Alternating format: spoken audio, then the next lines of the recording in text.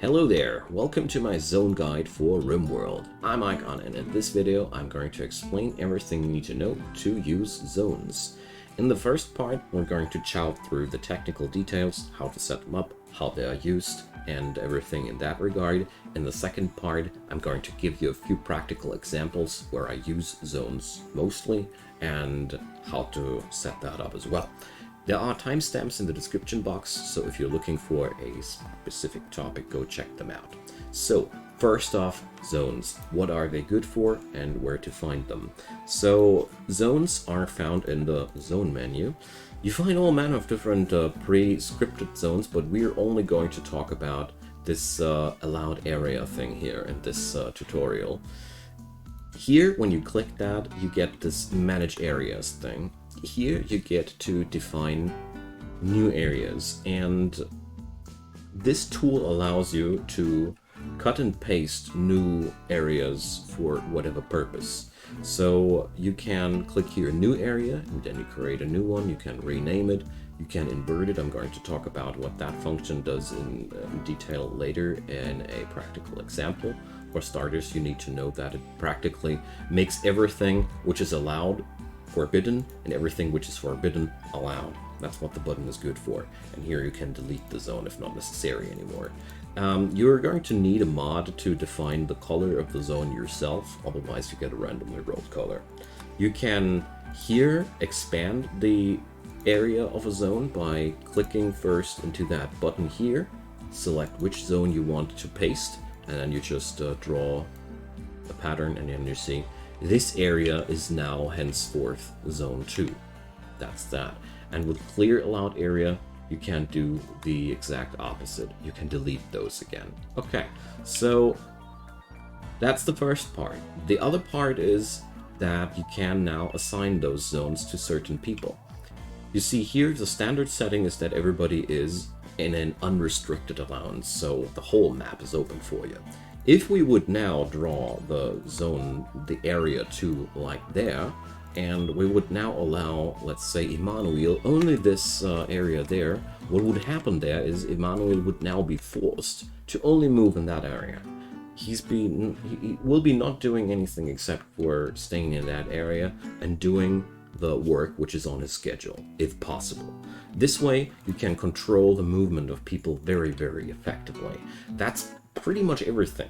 You can assign zones via this schedule menu here in the larger scale, or you can click a person directly and click in here, so you can configure it there.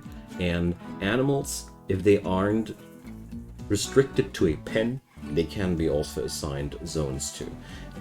Depending on the mods you're using, you can also assign zones to guests and other NPCs, but that's a mod-based thing. Here we are talking strictly about vanilla. You cannot assign zones for traders and the like. They do whatever they want, unless you have a modded game, that is. So, one last thing worth mentioning here. Animals that can be assigned zones to are always animals that are roaming across the map, and if you don't assign them zones, they will have the same standard setting as your colonists, unrestricted. Okay, so that's the technical details. There's really not that much more about it.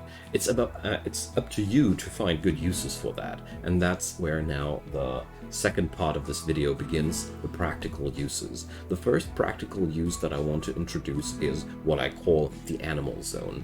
It's very, very important because all those animals which are not confined in a pen will roam through your base and do a lot of shenanigans, which is just bad. So let's set up an animal zone here real quick. First off, you're going to need an entire zone dedicated to that. So let's use the area 2 we had there. So clear it out so you see again. Whoop. And the animal zone. Here, I go first into manage areas. Then let's rename that into animal zone. And then the first thing I do, I invert that. Boom. So now the entire map is allowed. That's the first step. And now I go in the clear allowed area tool, and now I will cut out every area where I don't want my animals in. Typical areas where you don't want your animals in. The apartments of your people, because they transport a lot of filth in there. Same goes, of course, for your kitchen. keep the animals out of the kitchen. If your animals are not needing anything out of the freezer, you can also exclude the freezer. This way, you can make sure that your animals will only eat out of the barn. Otherwise, keep that open. But one word of warning, if you don't have any extra mods installed, wherever you store your alcohol, you have to exclude that area from the animal access, because dogs and other animals are notorious for their alcoholic adventures.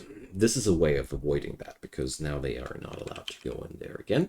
And beyond that, it is up to you where you don't want your animals inside the base. For the outside areas, very, very important, exclude your crops. Because if you don't, your animals will walk on your crop fields and eat the crops off the fields, which is outright super annoying, because a plant which is not harvested yields way less nutrition than a one that's harvested and then the crops being eaten. So that's the basics of your animal zone.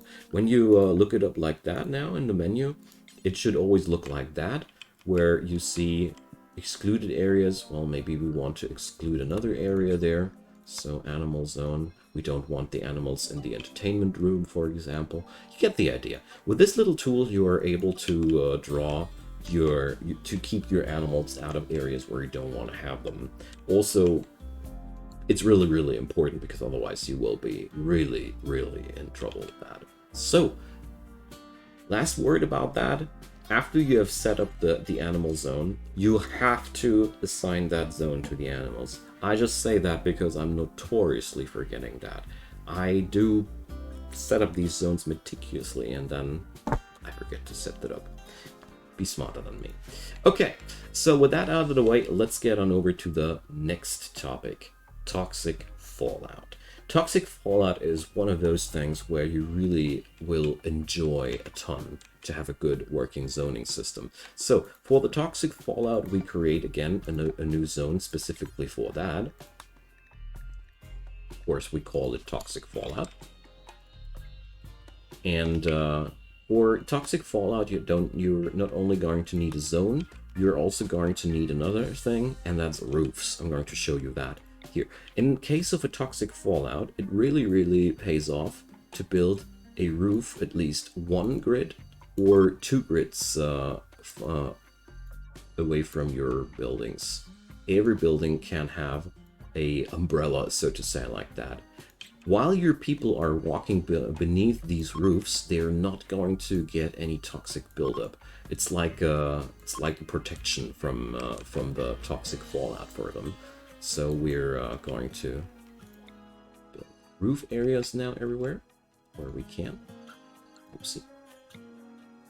So that's one thing, but that's not exactly a thing for your zones. I just wanted to showcase that because I feel like that's something which should be part of every proper toxic fallout preparation. So we have all that now.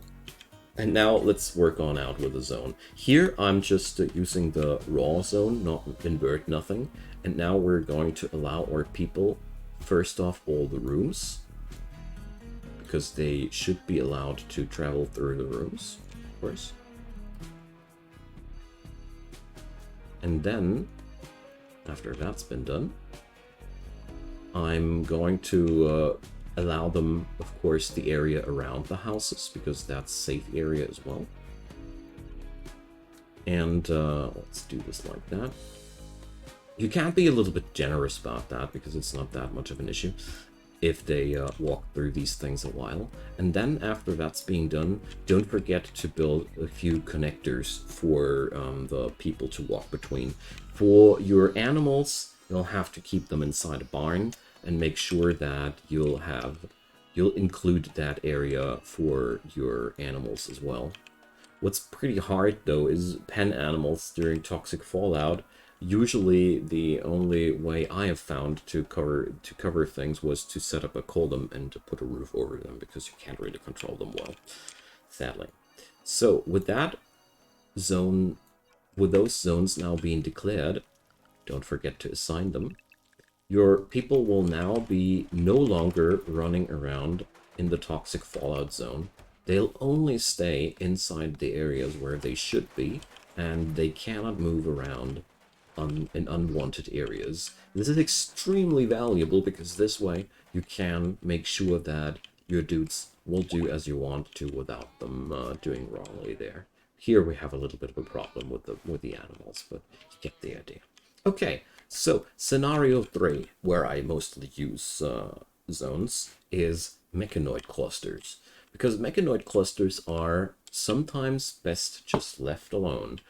The thing here is, as long as this Mechanoid Cluster is dormant, it's all fine and dandy. But let's say you have a proximity activator, which just goes off if somebody gets close, or here, the countdown activator. Here's one funny thing. The Mechanoids, when they wake up, they won't immediately attack you. They'll only go into offensive mode if they are provoked. This means you can also do a pretty nice thing zoning-wise. So, new area, let's call that Mech Cluster. Let's invert that. So our dudes have the full allowance to use all that. And now the next thing I do is I get into the zone tool and I clear the allowed area. So now I clear out all the area that's surrounding the cluster. As you see here, all forbidden now. Don't get near the cluster. Don't get near the cluster. So I'm also forbidden them to go there, and so on and so forth. You can, of course, draw that to your own liking. That's totally up to you. But this way, with this zone tool, our people will not be able to go into the vicinity of this cluster ever again. What's that good for? Your people won't provoke that thing, which is awesome. And the other thing is, there's a high chance of raiders solving the problem for you, neutral trade caravans solving the problem for you, wild man-hunting animals solving problem for you. There's a lot of versatility in that. Just again, don't forget you have to assign that zone. Of course, these are only 3 generic uses of zones. There's tons of uses because the tool itself is as useful as your own creativity with it is. I only wanted to showcase the 3 points where I use the zoning tool the most. Especially the animal zone is massively useful, and I personally feel like every toxic fallout is a lot easier to get through if you have a well-defined zone for your people. Of course, all these zones need to be updated and kept